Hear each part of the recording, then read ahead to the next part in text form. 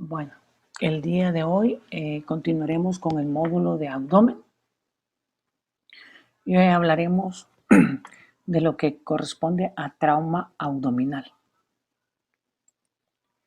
Es importante cuando tenemos un paciente con trauma abdominal identificar si es un paciente con trauma abdominal cerrado o abierto.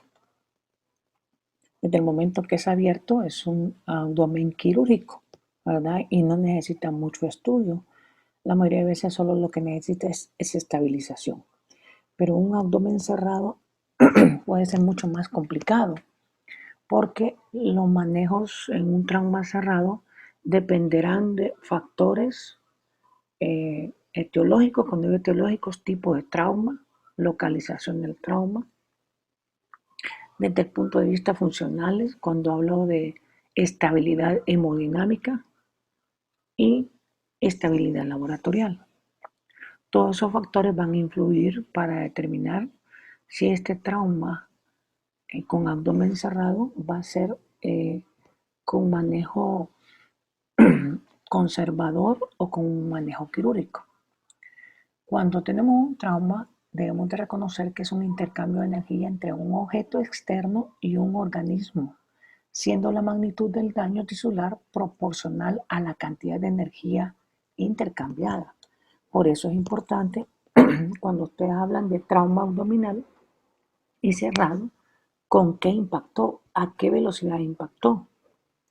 ¿Qué factores tenía alrededor que lo protegieron del impacto? Por ejemplo, un accidente automovilístico, por eso es importante saber si tenía cinturón o no tenía cinturón, qué tipo de cinturón usa o no, si el carro tenía bolsas de aire o no, si el carro tenía 2, 4, 6, 7 o 8 bolsas de aire, ¿verdad?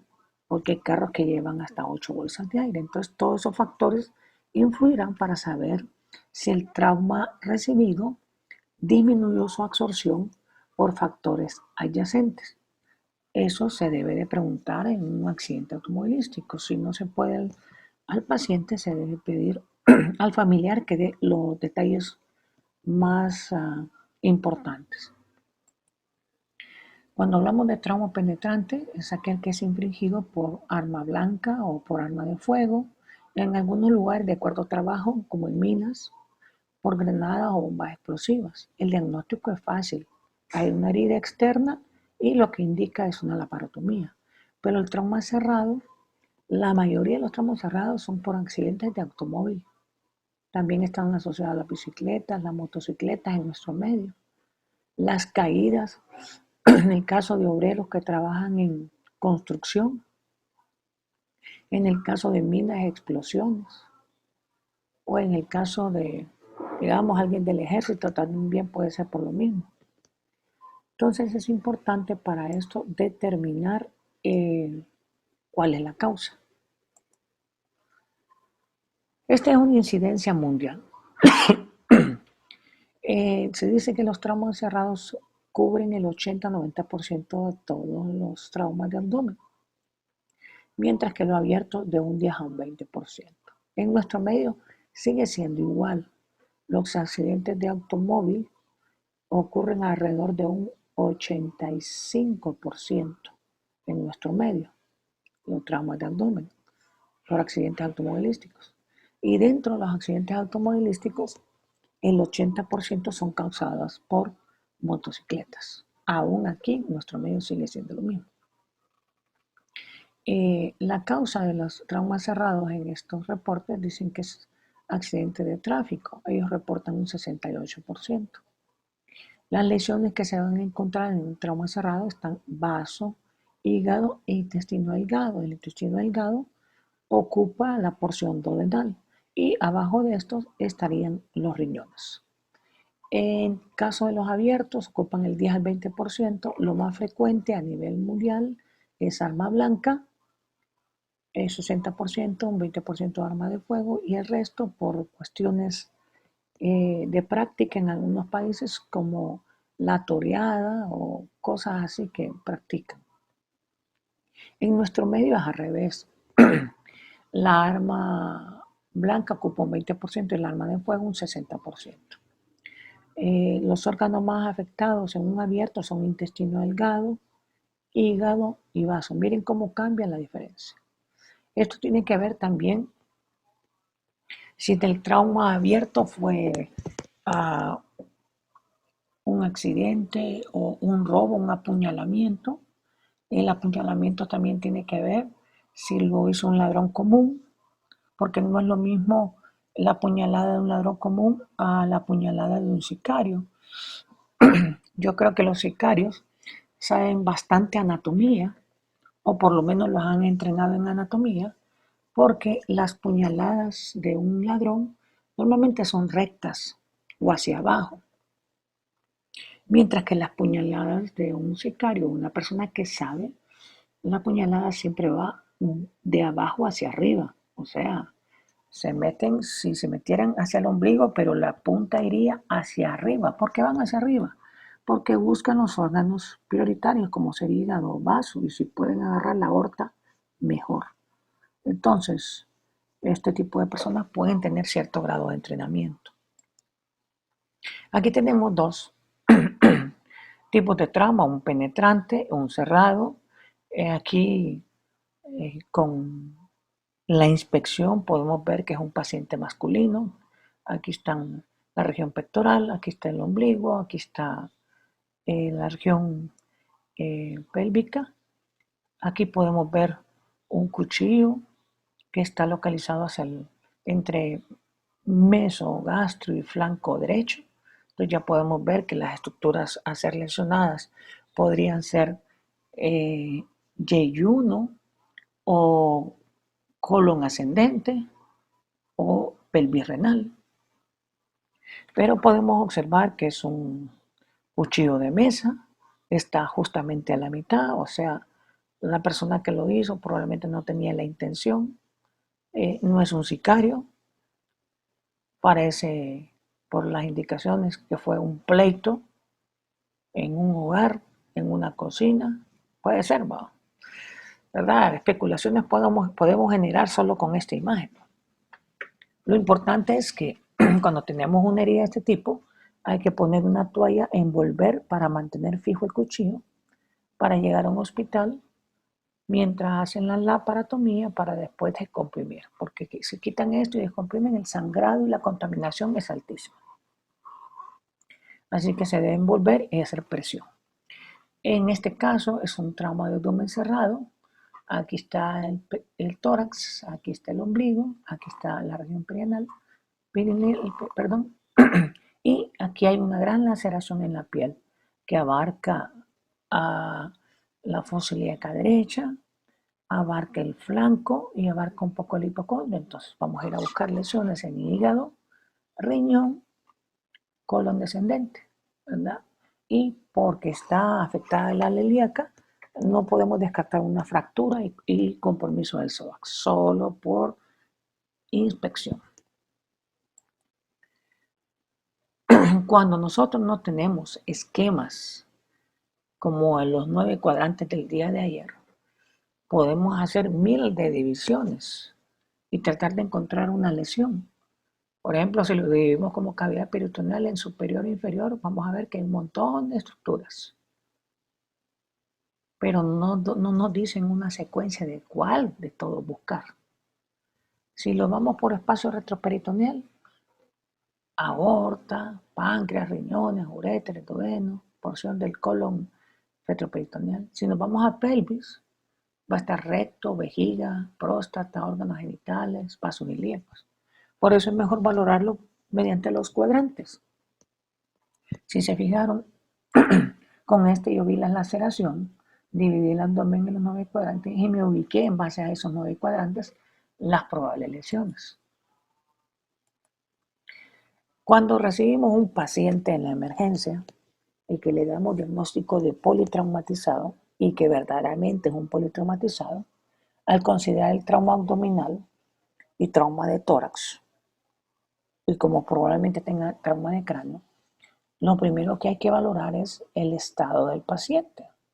Si es un paciente agónico, lo que este paciente necesita es una cirugía de urgencia, ¿verdad? En este caso, el estudio que puede ser más factible es un FAS abdominal. El FAS no es solo ver líquido. El FAS abdominal y una portátil de tórax. El FAS abdominal lo que nos ayuda a ver es, además del líquido, la cantidad y la probabilidad de laceraciones hepáticas o esplénicas, que es lo más frecuente. Pero el paciente entrará, se supone, a una cirugía, pues. Pero enviarlo a tomografía con signos vitales inestables es hacer que se vaya a morir a tomografía. O sea, no hay un criterio para llegar a un paciente agónico a tomografía ni a un área de rayos X. Si lo puede estabilizar, ok, perfecto, estabilícelo para operarlo. Pero no para mandarle a hacer un montón de estudios, porque no va a poder. Si el paciente es inestable, y cuando vamos a inestabilidad hemodinámica, frecuencia respiratoria, frecuencia cardíaca, este paciente es un paciente que potencialmente lo podría movilizar, pero para que lo llegue a movilizar significa pasarlo de inestable a estable. ¿Qué es lo que tienen que hacer?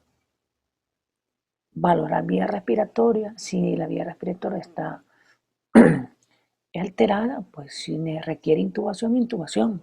Así como les enseñé cuando manejaban el politraumatizado de verdad. El encargado de esa área, pues toma la decisión de intubarlo. El encargado de vascular es el que va a canalizar las vías que es necesaria, subclavia o lo que sea, hasta el punto de poder estabilizarlo. Y una vez estable, sí lo puede mover. Pero si está inestable, no lo mueva porque se le va a morir. Al paciente estable sí ya le puede hacer exámenes, que pueden ser rayos X, ultrasonido, ya un ultrasonido más dedicado, o una tomografía. Eso dependerá del tipo de trauma, el mecanismo, la velocidad, todas esas características que tienen que ser en la semiología en los 15 minutos. Cuando tiene un politraumatizado, recuerde valorar vía aérea para ver si hay buena ventilación, el sistema circulatorio. El neurológico es importante, bien hecho, para ver si hay afectación. De nada le sirve tratar de ir a manejar un cuadro, una lesión torácica o una lesión abdominal, e ir a operar sin saber si no tiene lesión neurológica. Por ejemplo, ¿qué cosa puede manejar en una emergencia de tórax? Un neumotórax, ahí sí puede ponerle un tubo, pero manejar una contusión, manejar una hemorragia intrapulmonar, eso no lo puede manejar. Tiene que ser quirúrgico, pero para que usted lo haga debe tener que haya integridad en el resto de los órganos, sobre todo un neurológico. Recuerde, si hay un hematoma epidural y usted opera, el relajamiento y la descompresión cerebral puede provocar que el hematoma crezca y va a provocar un infarto de miocardio. Y el paciente le va a estabilizar el problema pulmonar o el problema abdominal, pero el paciente se le va a morir porque tiene una lesión neurológica. Entonces, por eso es trabajo en equipo. Aquí, recuerden, la historia clínica con una anamnesis bien elaborada, una anamnesis rápida, por eso es que se dividen las personas en áreas, un examen físico sistemático y una persona que se encarga de recibir la información para que éste sepa qué es lo que hay que hacer, con quién hay que hacerlo y cómo hay que hacerlo. ¿Por qué? Cuando recibimos un paciente en el examen físico, todo dependerá del órgano afectado.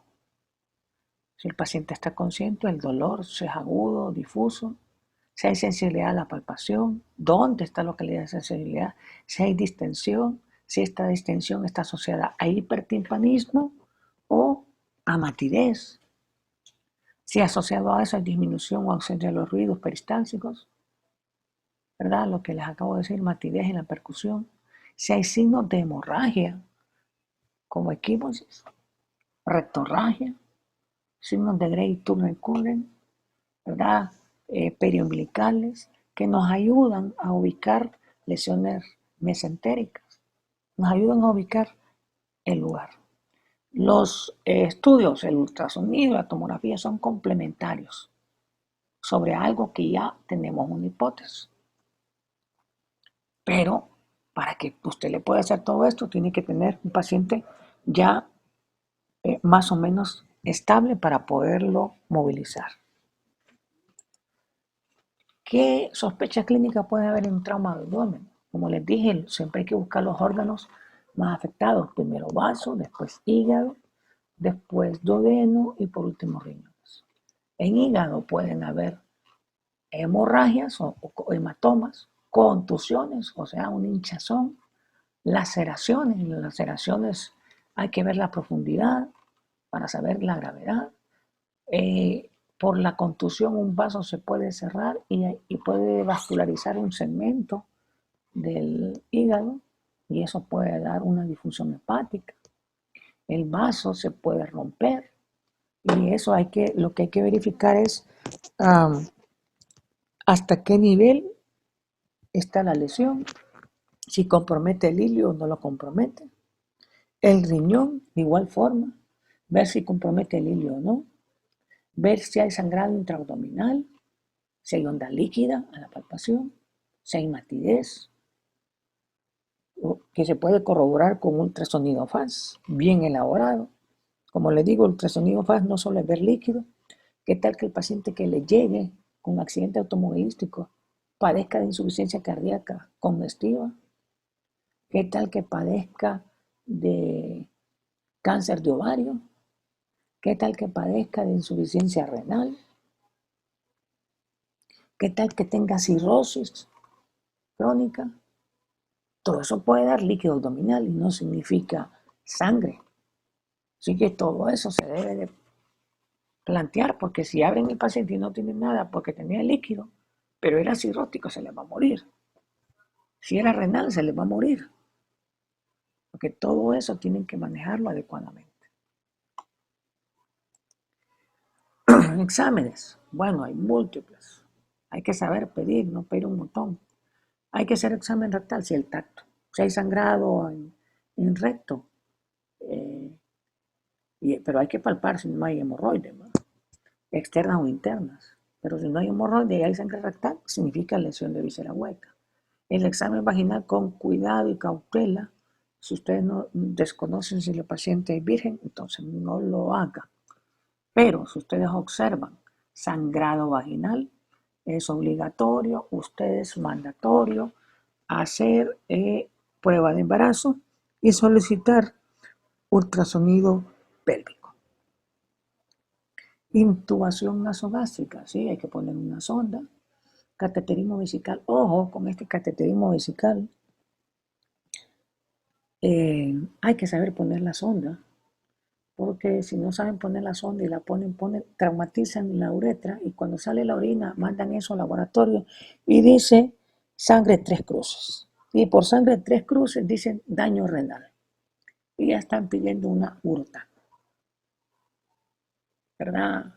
Si un riñón está fracturado no va a haber sangre 3 cruces. Va a haber sangrado por vía urinaria. Evidente. No va a ser un sangradito oculto. Entonces, todo eso hay que tenerlo cuidado porque a veces ¿cómo decir la palabra? Se piden demasiada cantidad de exámenes. El hematócrito, claro que sí, el recuento leucocitario, la amilasa, hacerla en este momento, hasta dentro de 7 horas, si tiene trauma pancreático, la amilasa se va a elevar. La creatinina sérica, ¿por qué se pide? Tal vez para saber si el paciente no es renal, porque si es renal, cambia mucho para el tratamiento con anestesia. Uroanálisis. ¿Para qué el uroanálisis? Bueno, aquí el uroanálisis va enfocado a saber si el paciente está embarazada o no. Nivel de alcohol. Si están en un hospital privado y la policía no lo ha hecho, es obligatorio que ustedes lo hagan y lo reporten. Porque si hubo un muerto y hay una cuestión médico-legal y vienen y reciben ese expediente y todo el mundo dice, ya estaba alcoholizado, pero no hay reporte en el expediente de los niveles de alcohol de él, los pueden topar a ustedes. Gases sanguíneos, sí, de acuerdo a la historia del paciente. Pruebas para transfusión, claro que sí. Ustedes saben que van a operar y puede sangrar y hay que Confundir. Estudios de imágenes. Depende del trauma, depende de la lesión y depende de lo que quieren ir a buscar. No a lo loco va.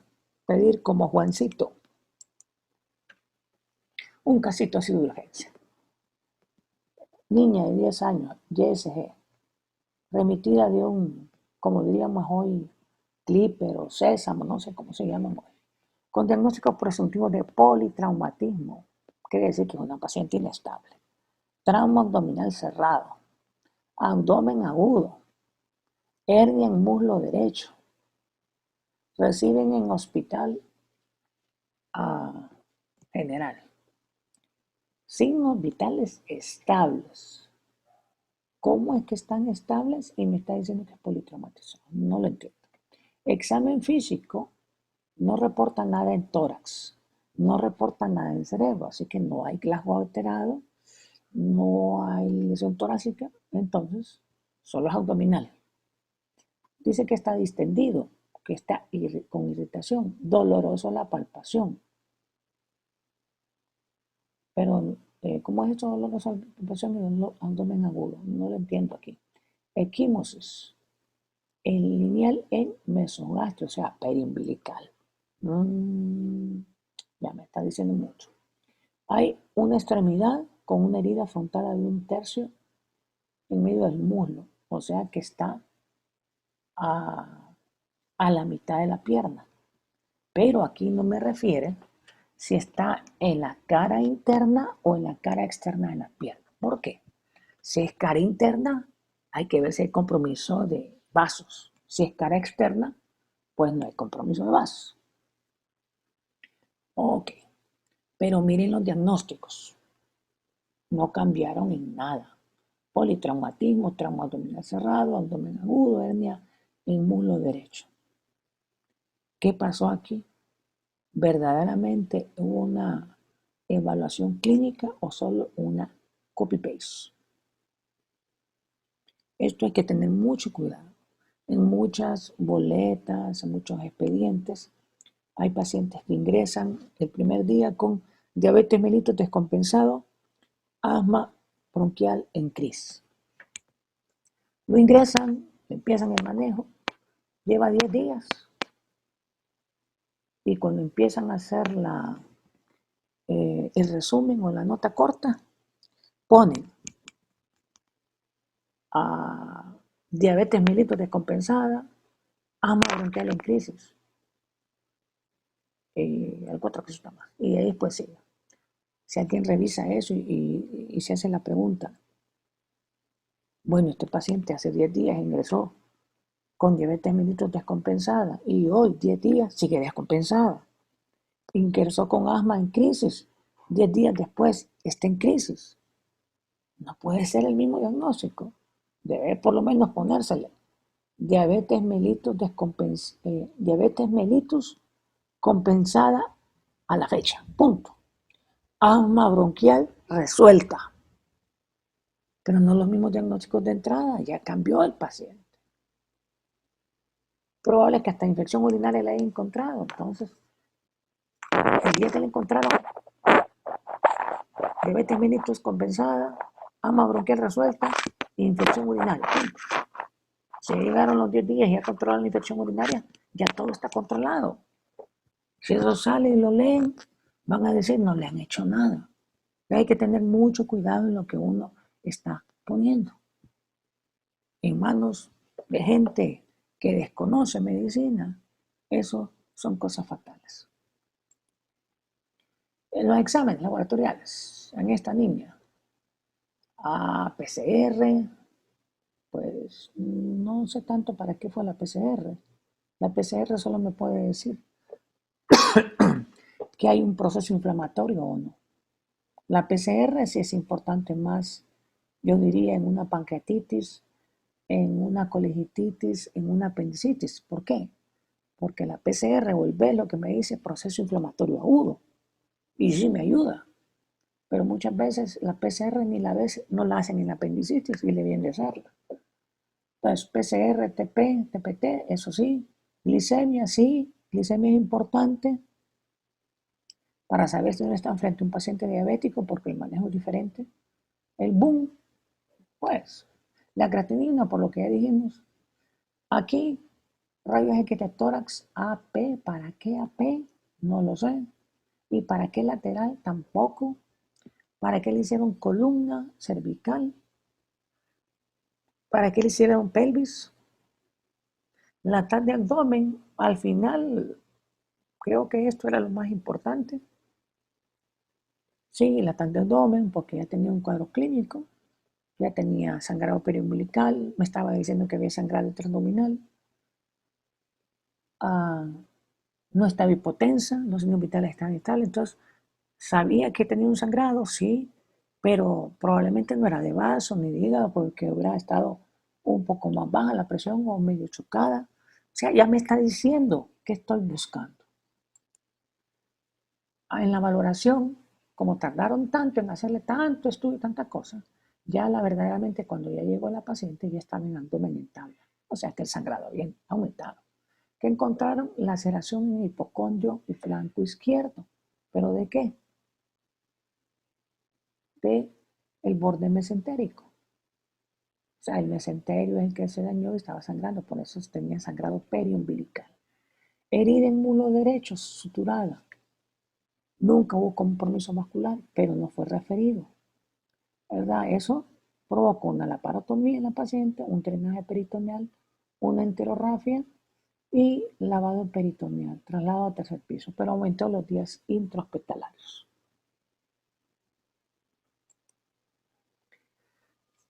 Cuando tenemos trauma abdominal y queremos valorar por ultrasonido si no tenemos tomografía, entonces el ultrasonido, aquí tienen una foto de un hígado, ¿verdad? Vamos a ver si me permiten. Vamos a ver si esto me permite en este momento enseñárselos.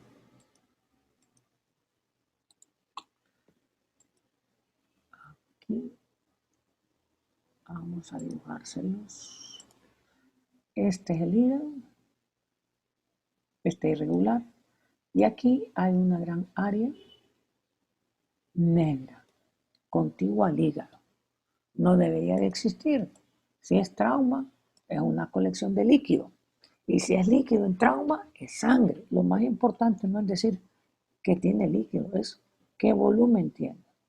¿Por qué? Porque un volumen más de 300 cc, lo más seguro es quirúrgico. Si es 100 cc y el paciente está estable, este paciente lo van a canalizar, lo van a poner en reposo, lentamente y tranquilamente le pueden mandar a hacer la tomografía para ver un poquito y caracterizar esta lesión y le van a dar manejo conservador. Pero si ya tiene más de 300 cc y está inestable, ¿qué es lo que hay que hacer? ¡Apa! Ya estuvo. No tanta cosa. Aquí tenemos una tomografía de un paciente con un accidente automovilístico. Entonces, ¿a qué nivel estamos? A nivel de hipocondrios, porque estamos viendo hígado y estaremos viendo vaso. Entonces, en hígado, esto es cámara gástrica. Entonces, estamos viendo hígado. Hígado tiene una imagen en menisco o en banano, si quieren ver, miren, oscura en comparación al hígado. El hígado le metieron contraste para pintarlo. Miren, tiene toda esta colección. Es trauma. Si es colección, que debe ser sangrado. Entonces tienen un hematoma subcapsular, pequeño. Bueno, esto yo no necesito operarlo, ¿verdad? Lo que tengo que valorar son signos vitales, con la presión arterial, frecuencia cardíaca, etc. Tiempos de coagulación, plaquetas, hemograma, hemoglobina. Pero si voy al hipocondrio izquierdo y busco el vaso, me doy cuenta de que sí aquí hay un problema. Si esto es vaso y le metí contraste y pintó el hígado, tiene que pintar el riñón. Perdón, el vaso, pero el vaso solo me pintó este pedazo. Y el resto es todo esto que está aquí, que es todo esto de aquí, un coágulo gigante. ¿Qué voy a hacer? significa que parcialmente el vaso está estable. Entonces tiene una lesión grado 4. Aquí es la decisión del guión. Grado 4 es quirúrgica. Pero ¿qué tal que sea un paciente de 18 años? Quitarle un vaso a un paciente de 17 años y dejarlo inmunosupreso. Entonces aquí tiene que tomar decisiones el médico. ¿Se aguanta o no? Porque hay un grave riesgo. Si pasa mucho tiempo y ese coágulo empieza a mandar o a permitir que las plaquetas se consuman, me va a hacer una coagulación intravascular diseminada. Entonces, riesgo versus beneficio. Y eso se los tiene que plantear el médico en el instante. ¿Verdad? ¿Hay recuperación de ese pedacito de vaso o no? Si no hay recuperación, entonces quítelo, aunque quede inmunosupreso el paciente. Va a tener que cambiar su estilo de vida y todo lo que quiera, pero lo va a salvar. Entonces es importante tomar criterios. Aquí tenemos otro paciente con accidente automovilístico, ¿verdad? ¿A qué nivel estamos? Pues estamos viendo riñón acá. Entonces, si estamos viendo riñón ahí, significa que vemos el frijolito de acá.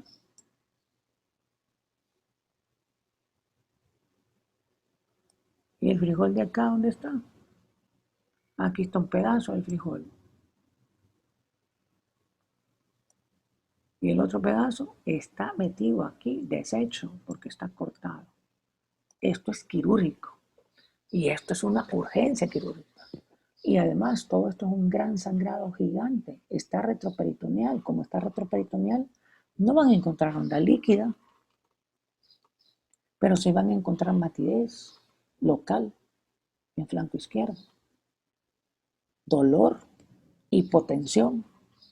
La tomografía está indicada por eso. Aquí están los fragmentos del riñón. Entonces, ¿qué pasa? Este no es cualquier paciente. Este paciente amerita catéter subclavio, eh, venas superficiales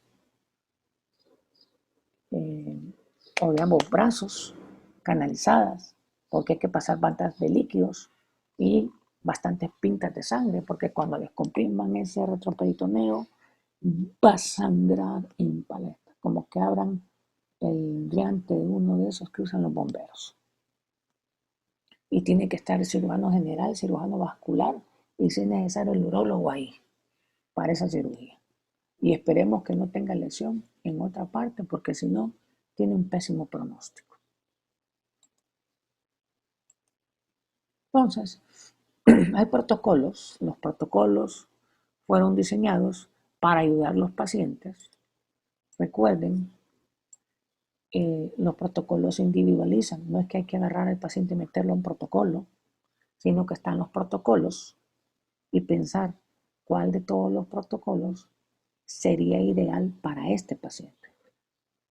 ¿Verdad? Se agarra el protocolo para ver cuál quedaría mejor para él. No agarrar el paciente y meterlo, quiero meterlo en este. No, no es así nomás. Porque va en riesgo su vida. Este es otro, ¿verdad? El paciente está inestable, perfusión de fluidos, hay respuesta, cirugía de emergencia. El paciente está estable, dependiendo de lo que usted tenga, si tiene TAC, pues TAC, hay lesión hepática, se clasifica. Si es grado 1 y 2, pues conservador, aquel que les enseñé era grado 1. Si es 3 y 4, se puede manejar abierto o con embolización. Si no se puede manejar con un estato, ninguna de las dos va para acá, la emergencia. Todos los protocolos nos ayudan a saber manejar mejor el paciente. Al final, el objetivo es que ninguno de sus pacientes entre en ninguna punta de la tríada de la muerte. La tríada de la muerte, si un paciente les entra en acidosis, la posibilidad de sobrevida disminuye un 33%. Si le cae en hipotermia, un 33%. Si tiene una coagulopatía, un 33%. Esto aumenta los porcentajes con la edad. Pero si tienen los tres, despídanse. Ya no pueden hacer absolutamente nada. ¿Preguntas con referente a este tema?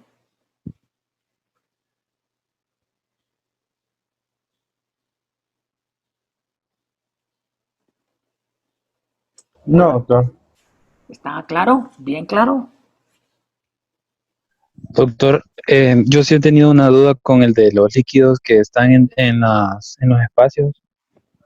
Eh, no me queda muy claro la importancia de los 300 cc. Dijo que era quirúrgico, ¿verdad? Y los de 100 cc no logré escuchar. Mire, cuando el líquido es poco y el paciente está estable, el manejo puede ser conservador, ¿verdad? Lo que van a valorar ahí es un examen clínico.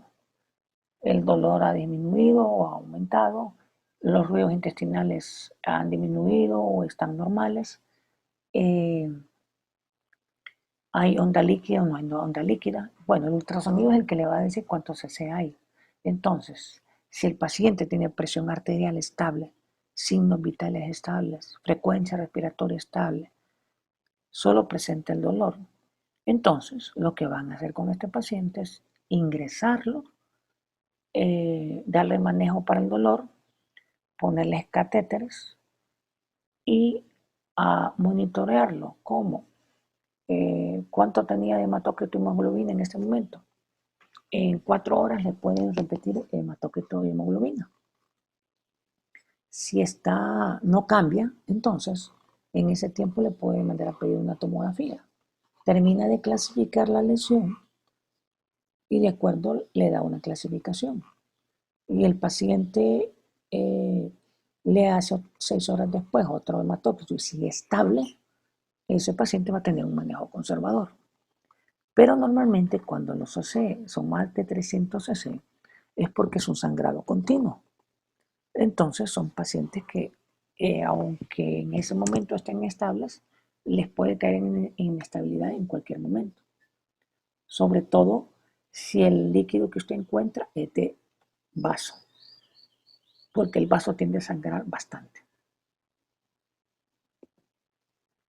¿Más claro ahí? Gracias. ¿Alguna otra pregunta de este tema?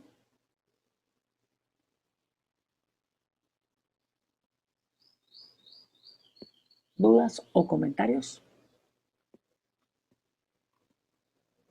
Doctor, si tenemos la sospecha de que tenemos rotura de algún órgano o una víscera, ¿el medio de contraste sería hidrosoluble o no importaría?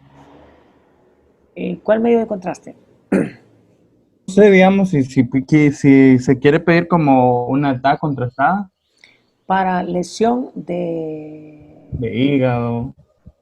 Claro, mire, muchas veces las lesiones de hígado y vaso no se ven en tomografía simple. Tiene que meterle medio de contraste IV. Ahora, si usted sospecha ruptura de visera hueca, no le meta medio de contraste oral. No lo necesita. ¿Por qué? Porque si está rota una víscera hueca, hasta con una radiografía de abdomen lo diagnostica. Ya sabe que está perforado.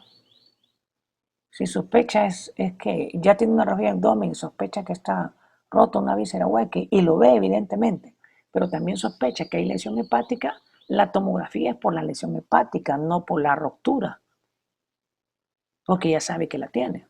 En la tomografía la confirmará y verificará si tiene o no tiene lesión hepática. ¿Por qué? Porque si la lesión hepática está en el segmento 6, puede sangrar a la cavidad. Entonces lo que usted va a hacer es una lapa grande. ¿Para qué? Para reparar el intestino y agarrar el borde posterior del hígado y suturarlo. Y para el sangrado también, de una sola vez. Todo eso tiene que ver con los criterios que usted maneje. ¿Algo más?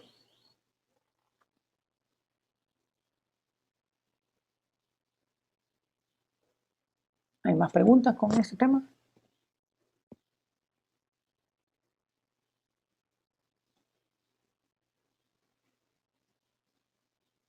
No, doctor. No. No, doctor. Bueno,